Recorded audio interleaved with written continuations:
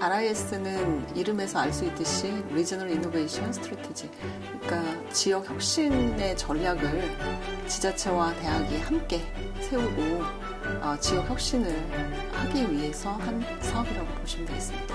지역과 대학이 이제 힘을 합쳐서 하려고 한 게 뭐냐면 지역 발전을 위한 핵심적인 그런 사업들이 있을 거고, 그 사업에 맞춰서 대학이 교육 과정을 변경하고 조정을 해서 지역에 맞는 핵심 인력을 길러내는 그런 성과를 거뒀다고 생각을 합니다. 그래서 그 과정에서 대학은 대학에서 운영하는 그 교육 과정을 지역 수요에 맞게 좀 조정을 할 수 있게 되었고, 거기서 길러낸 인재들이 지역의 핵심 전략 분야에 또 취업을 해서 지역의 혁신을 이끌어 나가는 성과를 토대로 했다고 생각합니다. 예, 대표적인 성과는 말씀드린 것처럼 이게 지역과 대학이 함께 힘을 합쳐서 지역을 혁신한다라고 하는 그런 구상은 2000년대부터 초반부터 있었습니다.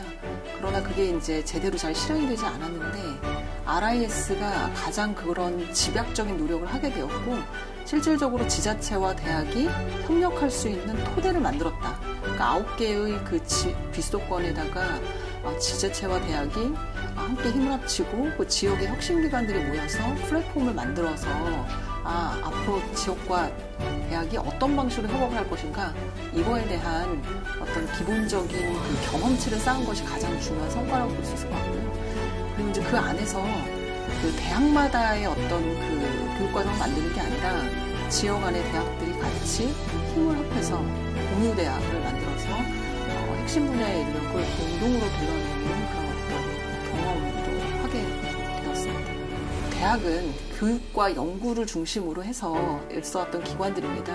근데 예를 들어서 교육부가 예전에는 링크라는 사업을 통해서 대학이 산학협력, 기업과의 협력하는 부분에 있어서도 어떤 역할을 할 수 있다, 이런 거를 하고 그런 역할을 이제 강화를 했던 것처럼 RIS 같은 경우에는 대학이 국가 차원의 경쟁력을 기르는 일뿐만이 아니라 지역사회가 어떻게 발전할 것인가라고 하는 그 지역사회 분야에 대해서 좀 더 눈을 돌리고 지역사회 분야의 수요에 귀를 기울이게 할 수 있는 기관이 되었고, 또 지자체는 이를 통해서 대학이 지역사회 안에서 어떤 역할을 할 수 있는지를 좀 발견해낼 수 있는 기회가 됐다고. 지역혁신체계라고 하는 것이 2000년대 초반부터 계속 이제 노력을 해왔는데 RIS를 시작으로 해서 보다 구체화되고 기본 토대를 이루었고, 이걸 기반으로 해서 라이즈 체계로 넘어갈 수 있게 되었다고 말씀드릴 수 있습니다. 그래서 RIS는 기본적으로 이제 역량을 쌓을 수 있었던 것이고, 그리고 이제 이거의 한계는 뭐냐면 사업적 접근이었습니다. 사업이라 함은 어떤 체계적인 시스템에 의한 그런 것이 아니라 재정 지원 사업으로 이제 진행이 됐는데, 라이즈 같은 경우에는 이름 자체가 Regional Innovation System and Education입니다. 그래서 지역과 대학이 할 수 있는 체계를 법률적으로 좀 지원을 하고, 거기다가 맨 마지막에 에듀케이션을 붙인 이유는 이제까지 이제 RIS는 대학이 하나의 지역 혁신의 수단, 역과 같이 이렇게 쓰였다면, 앞으로 우리가 추구하는 라이즈 체계에서는 대학이 지역 발전의 허브 역할을 함과 동시에 지자체와 지역도 지역의 안에 있는 그런 대학들이 좀 경쟁력 있는 대학으로 육성이 될 수 있도록 지원을 같이 해야 된다. 그래서 라이즈의 두 가지 목표가 있습니다. 지역을 키우는 대학, 그다음에 지역이 키우는 대학.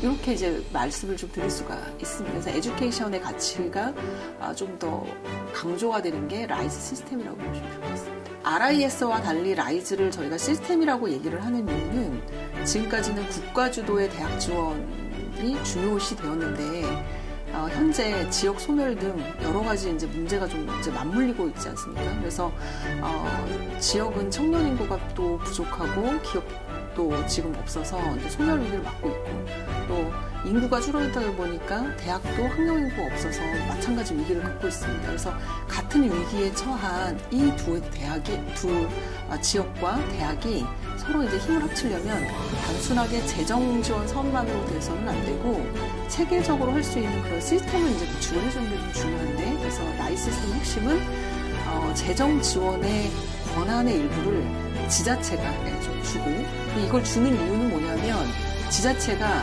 자기가 권한만 있으면 안 되고 지역 안에서 대학이 잘할 수 있도록 본인들도 재정에 기여를 해야 됩니다. 지역 발전하려고 하면. 그래서 저희가 그 자치단체 보조로서 지자체를 지원을 하면 지자체도 자신의 지역에 있는 그런 대학들을 지원할 수 있는 재정도 더 부가적으로 하도록 만들고, 그 다음에 이제 그냥 하는 것이 아니라 지역 안에 이런 어떤 시스템을 관리를 할 수 있는 라이즈 센터가 이제 만들어지게 됩니다. 예, 그래서 이 라이즈 센터를 중심으로 해서 지역과 대학이 협업을 할 수 있는 그런 구조를 만들어 나가는 거. 그 다음에 또 더 하나 더 중요한 건 이런 걸 총괄적으로 관리를 할 수 있기 위해 이제까지는 지자체에 대학을 전담하는 부서가 없었어요.